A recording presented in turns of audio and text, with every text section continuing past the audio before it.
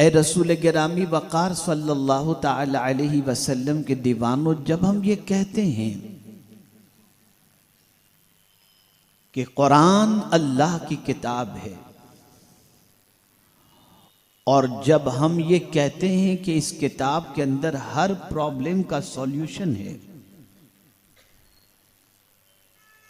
तो सवाल ये पैदा होता है कि रिस्क के सिलसिले में बदहाल लोगों के लिए कुरान का कौन सा ऐसा फॉर्मूला है जिस पर अमल किया जाए तो तंगी दूर हो जाए, मुआशी बदहाली दूर हो जाए और इंसान खुशहाली के अंदर अपनी जिंदगी को गुजार सके।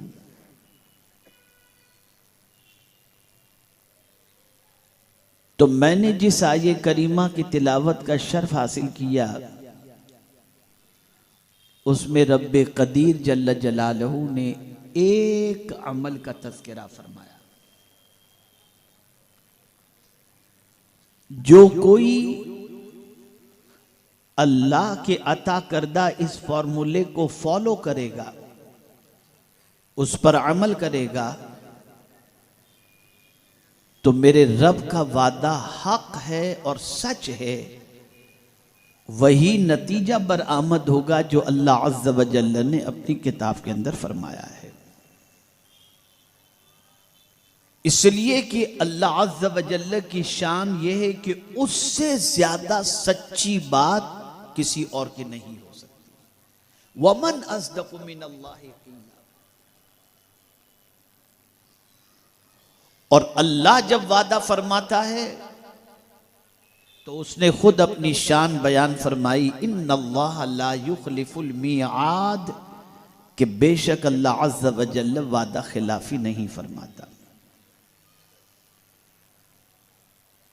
और ये बात भी अच्छी तरीके से जहन के अंदर रखें कि रिस्क देने वाली जात अल्लाह की है और वो सिर्फ इंसानों को रिस्क नहीं देता, जानवरों को भी रोजी देने वाला वही है, पत्थरों को रोजी देने वाला वही है, दरख्त को रोजी देने वाला वही है, चरिंद को रोजी देने वाला वही है, परिंद को रोजी देने वाला वही है, दरख्त को रोजी देने वाला वही है। हर एक की रोजी का रज़्ज़ाक़ अल्लाह रब्बुल इज़्ज़त जल्ल जलालुहु। और उसी ने फरमाया कि अगर किसी के पास तुम ये देख रहे हो कि रोजी में कुशादगी है, फरावानी है, और अगर किसी के यहां तुम देख रहे हो कि रोजी में तंगी है, तो किसकी वजह से है? तो अल्लाह फरमाते अल्लाहु यबसुतुर रिज़्क़ लिमन यशा व यक़दिर। अल्लाह जिसका चाहता है, जिसकी चाहता है रोजी तंग कर देता है और जिसकी चाहता है कुशादगी फरमा देता है। और खुद अल्लाह ने अपनी शान बयान फरमाई, वमा मिन दाब्बतिन फिल अर्द इल्ला अल्लाह रिज़्क़ुहा।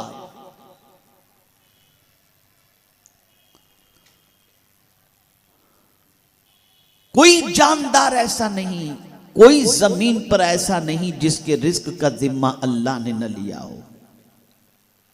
हर एक को रोजी देने वाला अल्लाह ही। एक मरतबा दुरूद शरीफ पढ़े आप। अल्लाहुम्मा सल्ली अला सय्यिदिना व मौलाना मुहम्मदिन मअदनिल जूदि वल करम व आलिहि व अस्हाबिहि व बारिक व सल्लिम सलातन व सलामन अलैका या सय्यदी या रसूल अल्लाह सल्लल्लाहु तआला अलैहि वसल्लम। तो हर एक के रिस्क का जिम्मा अल्लाह ने लिया है।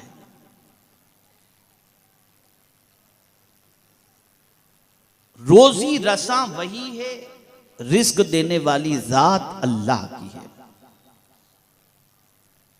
अलबत्ता उसने जरूर यह फरमाया कि घर बैठ करके मफलूज हो करके न बैठ जाओ कि अल्लाह ने जिम्मा लिया है तो मुझे घर बैठे मिल जाएगा, नहीं। बल्कि मस्जिद में रहने वालों से भी फरमाया कि नमाज अदा करके निकल जाओ मस्जिद से। वो भी कौन सी नमाज? जुमा की नमाज। इज़ा क़ुदियतिस सलाह फंतशिरू फिल अर्द, जब तुम नमाज अदा कर लो तो जमीन पर फैल जाओ। क्या करो जमीन पर फैल कर? वब्तगू मिन फदलिल्लाह, अल्लाह का फज़्ल तलाश करो, यानी रोजी तलाश करो। मेहनत करना, रोजी तलाश करना, ये तुम्हारा काम है, और रोजी अता करना ये रब्बे कदीर जल्ल जलालहू की जिम्मे है। तो कोई सोचे कि मैं बैठा रहूंगा, वजीफे खींचूंगा और तकिए के नीचे से 1 करोड़ निकल आएगा, गद्दे के नीचे से 2 करोड़ निकल आएगा, तो नहीं। वब्तगू मिन फदलिल्लाह, निकलो और अल्लाह का फज़्ल तलाश करो।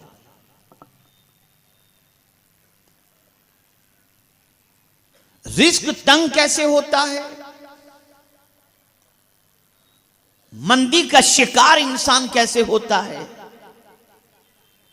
बेरोजगारी का शिकार इंसान कैसे होता है? गुनाहों की वजह से, नाफरमानी की वजह से, अल्लाह के इरशाद के खिलाफ अमल करने की वजह से। मैं आज आपको 4 नुस्खे बताऊंगा रोजी के सिलसिले में, और उन 4 नुस्खों को आप जहन के अंदर रखो। पहला नुस्खा तो मैंने बताया, आप रोजी के लिए निकलो, मेहनत करो, तलाश करो, ये आपको करना है। लेकिन साथ ही साथ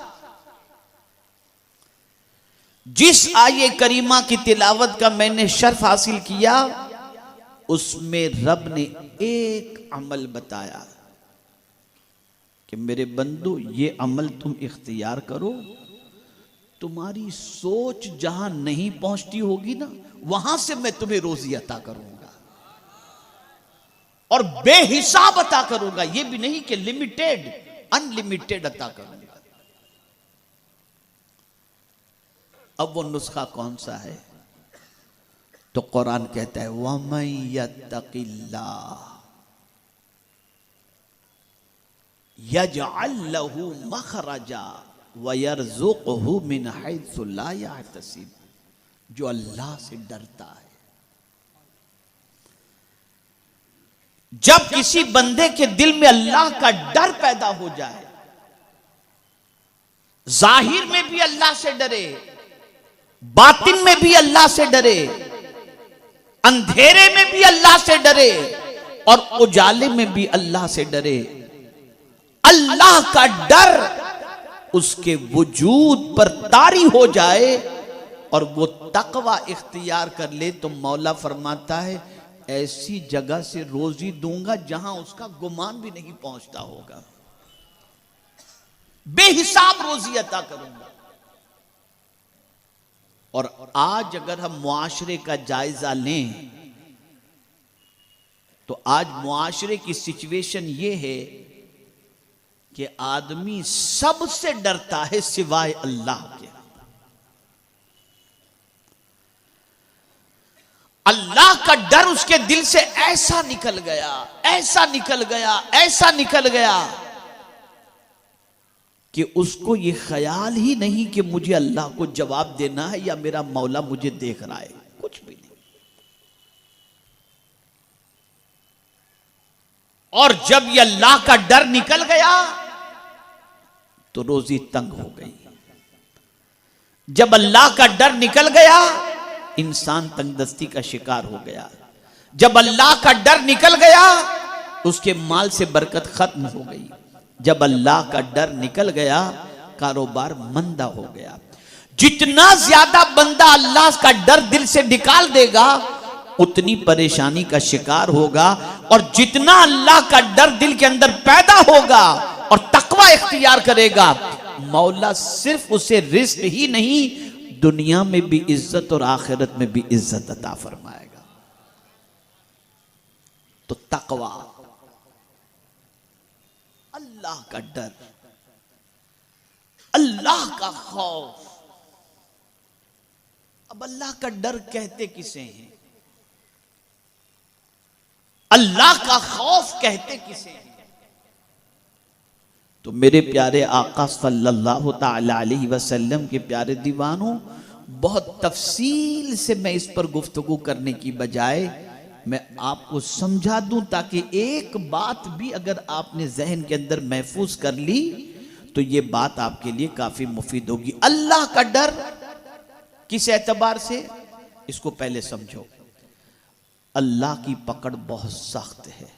इन्ना बतश रब्बिका लशदीद, बेशक अल्लाह की पकड़ बहुत सख्त है। डरो कि मैं जो गुनाह कर रहा हूं, अल्लाह की नाफरमानी कर रहा हूं, कहीं वो पकड़ लेगा तो हमारा क्या अंजाम होगा। दूसरी चीज, ये तसव्वुर दिल में रखो कि हम कुछ भी कर रहे हैं, अल्लाह उससे बेखबर नहीं, अल्लाह बाखबर है, सब जानता है।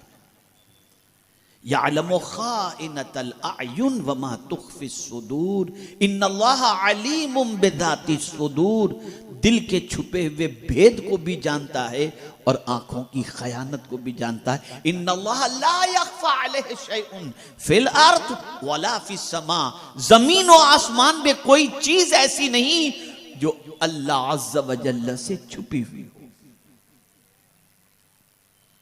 पुलिस देख रही हो तो जुर्म नहीं करते, और खुदा देख रहा है और बेधड़क गुनाह कर रहे हैं। कोई अल्लाह का डर दिल में नहीं। वो कौन सी बुराई है जो आज हमारे मुआशरे के नौजवान नहीं कर रहे।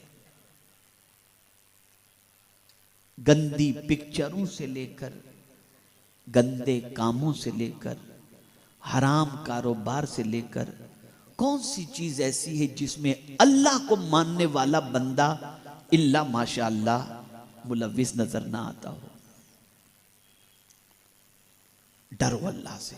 तसव्वुर दिमाग के अंदर बिठा लो कि कोई देख रहा हो या ना देख रहा हो, मेरा मौला देख रहा है, मेरा रब देख रहा है, मेरा माबूद देख रहा है।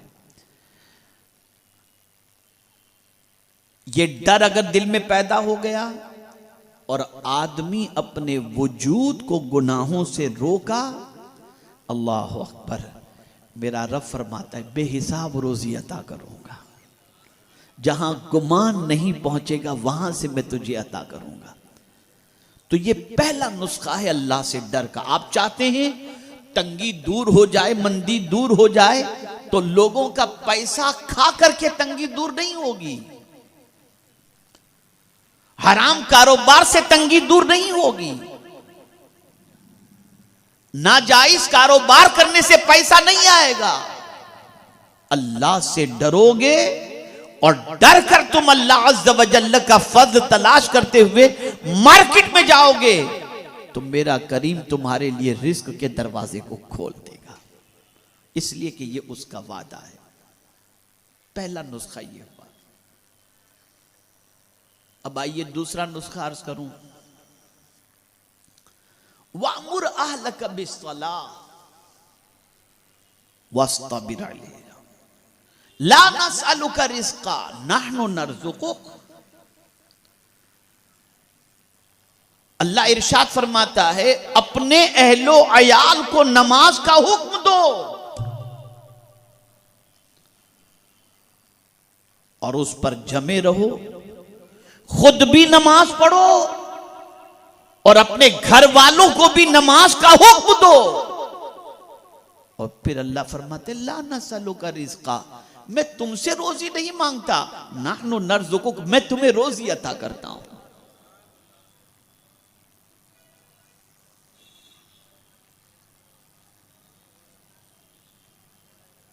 तो नमाज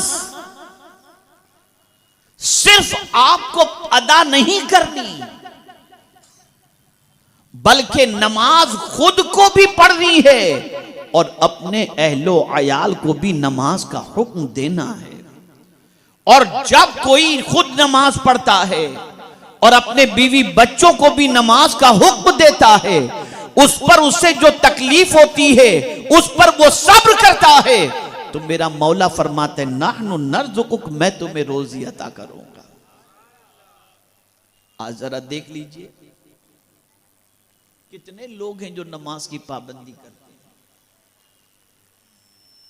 कितने लोग हैं जिनको ये फिक्र है कि अपनी औलाद को हम नमाज का हुक्म दें।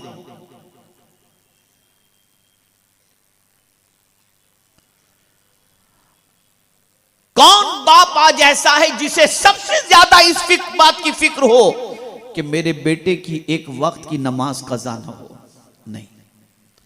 पढ़ा तो ठीक है, नहीं पढ़ा तो कोई बात नहीं, कोई टेंशन नहीं। बीवी नमाज पढ़ी तो ठीक है, नहीं पढ़ी तो कोई बात नहीं। बच्ची नमाज पढ़ी तो ठीक है, नहीं पढ़ी तो कोई बात नहीं। मुझे बताइए, हर चीज के लिए आप वक्त निकालते हो और अहलो अयाल का ख्याल करते हो, नमाज के लिए क्यों ख्याल नहीं करते? होना तो ये चाहिए कि अल्लाह का एक मर्तबा किसी चीज का हुक्म मिल जाए तो वो हमारे लिए काफी है कि उसका एक मर्तबा ऑर्डर मिल गया, हमें उस पर अमल करना चाहिए। लेकिन जब कुरान पढ़ते हैं तो अक्ल दंग रह जाती है कि नमाज के बारे में अल्लाह ने एक मर्तबा नहीं, कमोबेश कुरान मुकद्दस में 300 मकामात पर फरमाया है, अकीमुस्सलाह, नमाज कायम करो। फिर भी एहसास नहीं, बेटा बैठ जाओ, बंद करो, हटाओ इसको उधर से। एक मतलब दुरूद शरीफ पढ़े, अल्लाहुम्मा सल्ली अला सय्यिदिना व मौलाना मुहम्मद मादिनिल जूद वल करम व आलिहि व अस्हाबी व बारिक वसल्लम। खुद भी नमाज पढ़ो और अपने बीवी बच्चों को भी नमाज का पाबंद बनाओ। मैं आपको एक सवाल पूछता हूं, किसी के यहां मुलाजिमत करते हैं, सुबह 10 बजे का टाइम दिया, आप बैंक में सर्विस कर रहे हैं, किसी कंपनी में सर्विस कर रहे हैं, आपका टाइम है 10 बजे का सुबह, आपको ड्यूटी आवर्स बता दिए गए कि 10 बजे पहुंचना है, 10 से शाम को 6 बजे तक आपकी ड्यूटी है।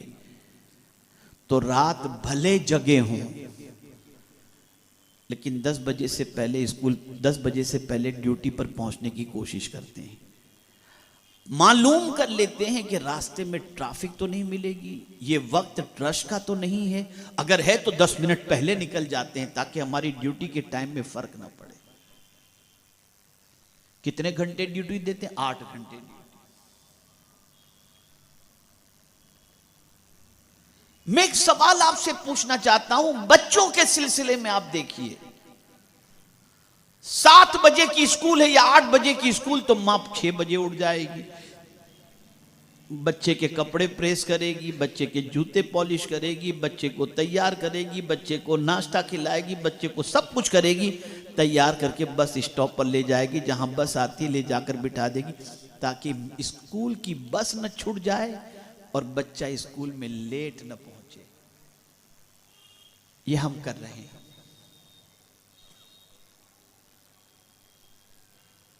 लेकिन एक सवाल मैं आपसे पूछता हूं, एक महीने की सैलरी आपको आपका बॉस या आपकी कंपनी का मालिक या आपका सेठ आपको देगा। ना आपके सेठ ने आपको जिंदगी दी है, ना आपके सेठ ने आपको आंखें दी हैं, ना आपके सेठ ने आपको जबान दी है, ना आपके सेठ ने आपको कान दिए हैं, ना आपके सेठ ने आपको पैर दिए हैं, ना आपके सेठ ने आपको कुछ और दिया है, न आपके सेठ ने आपको जिंदगी दी है, ना आपके सेठ ने आपको इज्जत दी है।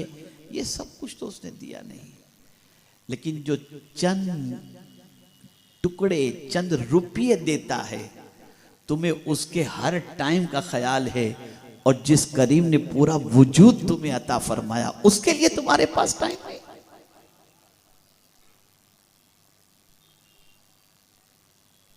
उसके लिए तुम्हारे पास वक्त नहीं।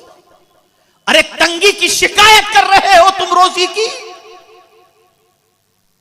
झुक जाओ उस रब की बारगाह के अंदर जिसके दस्ते कुदरत में सबका रिस्क मौजूद है, और खुद ही न झुको, अपने अहलो अयाल को भी झुकाओ। जब तुम अपने बीवी बच्चों को नमाज का हुक्म दोगे और खुद भी नमाज पढ़ोगे, इसमें हर चीज पर तुम सब्र का दामन थामे रखोगे, तो अल्लाह फरमाते नाहनु नरजुकुक, हम तुम्हें रोजी अता करेंगे। खुदा की कसम, सेठ वादा करके मुकर सकता है और खुदा का वादा हक है, उसने जो फरमा दिया वो हो करके रहेगा। तुम्हें सेठ के वादे पर भरोसा है, खुदा के वादे पर नहीं।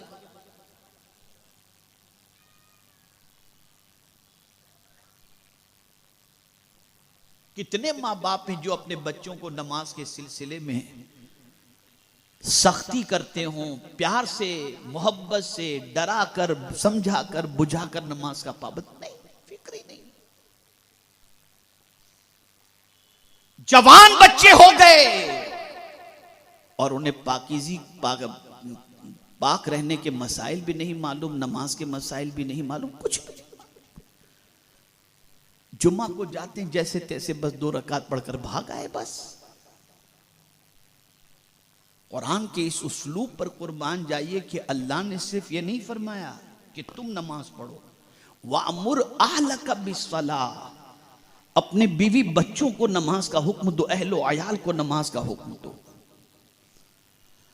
तो खुद भी नमाज पढ़ो, अपने अहलो अयाल को भी नमाज का हुक्म दो। तो अल्लाह फरमाते, उसके बाद क्या फरमाते, ला नसअलुका रिज़्क़ा, मैं तुमसे रोजी थोड़ी मांगता हूं,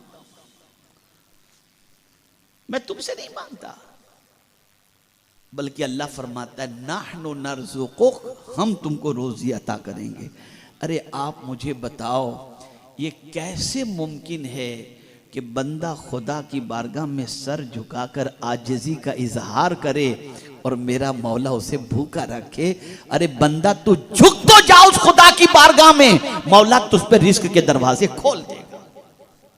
और आज कारोबार ही के लिए आदमी नमाज छोड़ देता है। अरे बहुत सीजन है, बहुत कस्टमर का टाइम है, बहुत गिराकी है, जाऊंगा तो ये कस्टमर चला जाएगा। नादान, जिसने तेरे दरवाजे पर कस्टमर भेजा है तू उसके दरवाजे पे चला जा। ये एक भेजा है तो उसके दरवाजे पे जाएगा तो वो 10 भेज देगा तेरे दरवाजे, लेकिन तू उसके दरवाजे को भूल गया और तूने आने वाले गाहक पर भरोसा शुरू कर दिया। तो नमाज की पाबंदी,